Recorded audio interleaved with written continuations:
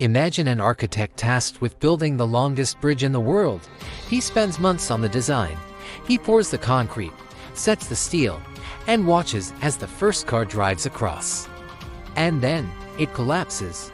The world calls it a disaster. The headlines call him a failure.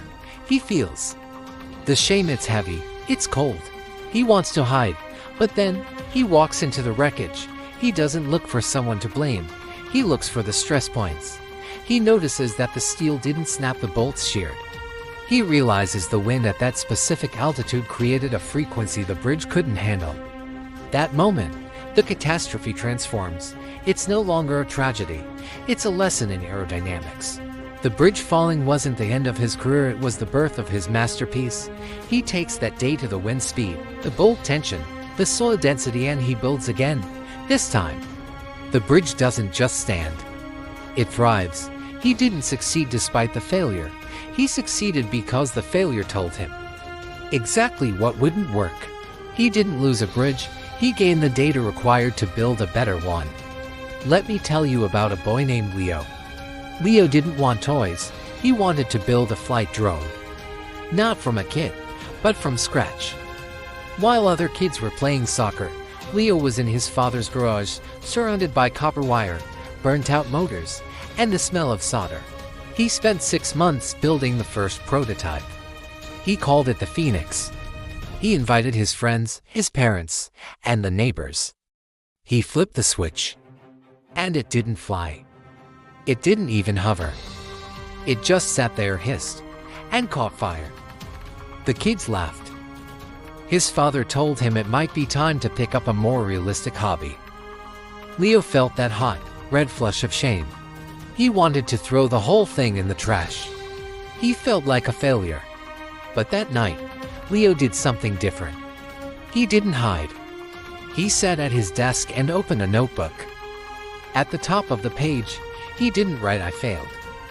He wrote, "Attempt 01, thermal overload." He realized the battery was too heavy for the thrust. That wasn't a tragedy. It was a number. 2 months later, the Phoenix 2, it lifted 3 inches off the ground, flipped over, and shattered its propellers. The neighborhood kids shouted from the fence, "Give it up, Leo." Leo didn't even look up. He just walked over to the wreckage, picked up a broken blade, and wrote, "Attempt 02, gyroscopic imbalance." For 3 years, this was Leo's life. While his peers were getting their first jobs or joining teams, Leo was collecting failures. Attempt 14, software glitch. Attempt 27, signal interference. Attempt 42, motor burnout. To everyone else, Leo was the boy who couldn't build a drone. To Leo, he was the boy who had discovered 42 ways not to build one. He wasn't losing, he was indexing. He was the most informed person in the room because he knew exactly where the stress points were. Fast forward 10 years. A major tech firm is struggling with a high-altitude delivery system. Their best engineers, the ones who had always been students, the ones who had never failed, were terrified. They were stuck. In walks Leo. He doesn't look at their success. He looks at their crashes. He looks at their data. He sees a pattern they way too scared to acknowledge because they way too busy feeling ashamed of the error. Within 48 hours, Leo solves it. Not because he was a genius, but because he had already seen that exact error back in his father's garage on attempt 89. Today, Leo doesn't just build drones. He leads the department. And when a young intern comes to him, shaking, because a $1 million prototype just crashed into a wall, Leo doesn't get angry. He hands them a notebook and says, "Don't apologize. Just tell me, what's the data point?" So, how do you turn your pain into a spreadsheet? How do you treat your life like a lab? First, depersonalize the result. You are the scientist, not the beaker. The experiment failed. You did not.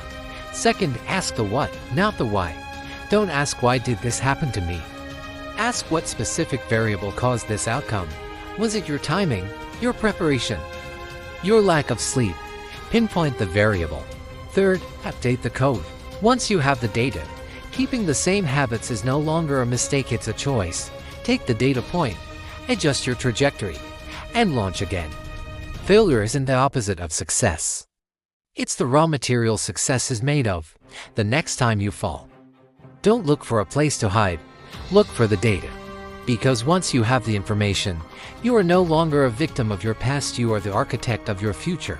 What did your last failure teach you? Drop the data point in the comments below.